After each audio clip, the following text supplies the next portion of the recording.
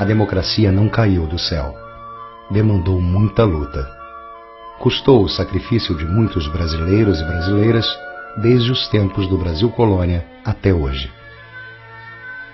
Esta história viva foi escrita por todos que durante 5 séculos lutaram pela justiça e pela liberdade. Por índios como Sepete e Araju, por negros como Zumbi dos Palmares, Lucas Dantas, Luiz Anaim e os líderes da revolta dos Malês. Por Tiradentes, Frei Caneca, Cipriano Barata, Bárbara Alencar e por todos os que lutaram pela independência do Brasil e pela República. Pelos escravos que fugiram em massa das fazendas e pelos abolicionistas como Castro Alves, Luiz Gama e José do Patrocínio.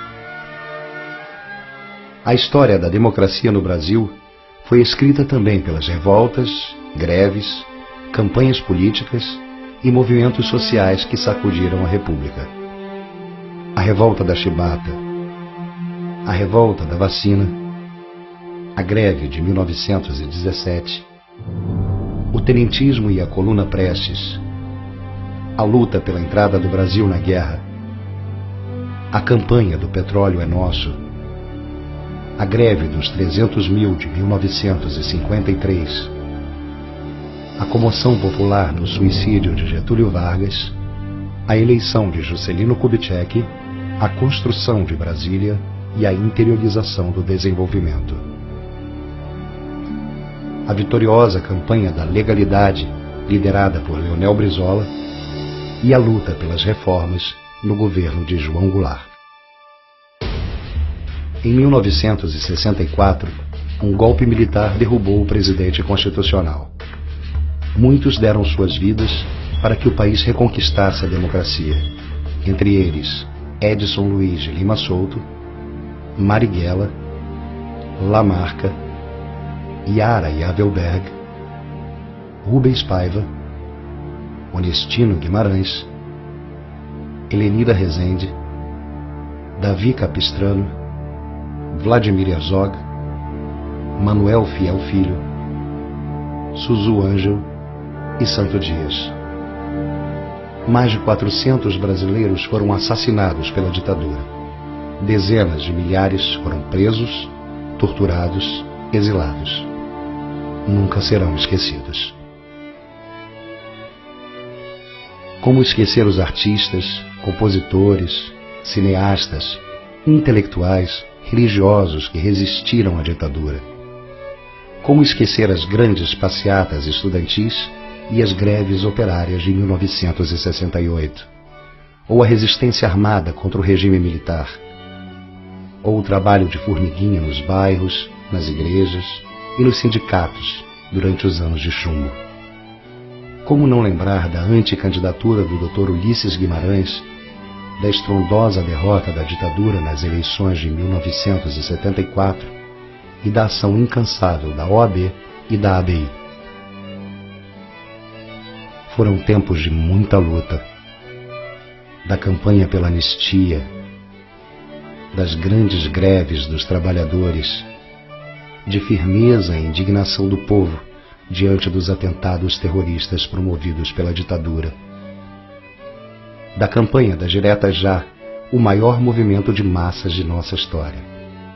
10 milhões de brasileiros saíram às ruas exigindo votar para presidente, isolaram a ditadura e abriram caminho para a reconquista da democracia. Na Assembleia Constituinte, o Brasil exigiu mais democracia e mais direitos sociais, respeito aos direitos humanos e também ao meio ambiente, igualdade entre homens e mulheres, fim da discriminação social, proteção à criança e ao adolescente. O recado foi claro.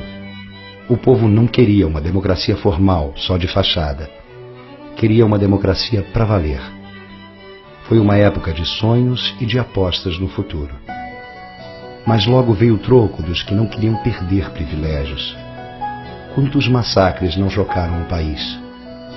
Nas fábricas, nas grandes cidades e nos campos, contra a população pobre, contra meninos e meninas de rua, contra presos sob a guarda do Estado, contra trabalhadores sem terra.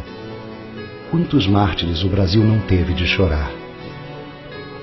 Margarida Alves, Marçal de Souza, Padre Josimo, Chico Mendes. Na época da hiperinflação, muita confusão, vários planos furados, enormes decepções. Finalmente o país conseguiu derrotar a inflação e reconquistar a confiança na moeda. Foi uma conquista importantíssima, mas infelizmente na cartilha do neoliberalismo, dominante na época, o povo não passava de um detalhe. Quem mandava na economia era o Fundo Monetário Internacional, o FMI. O Brasil quebrou 3 vezes. Era o país do desemprego, baixos salários, falta de oportunidades, confinamento da população pobre e preta nos guetos. Foram tempos de grande bronca social e forte revolta política. O Brasil parecia estar à beira do abismo. Mas graças à democracia, encontrou forças para avançar. Nas urnas, nas ruas, nos sindicatos, nos movimentos sociais, ele construiu o caminho das mudanças. Crescimento econômico, inclusão social, redução das desigualdades regionais.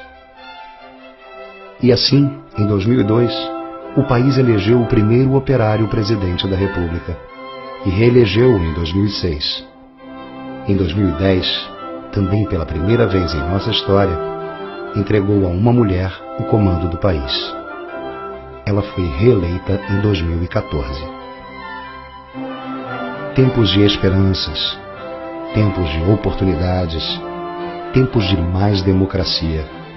O Brasil entrou no século XXI apostando no futuro e confiando em si mesmo.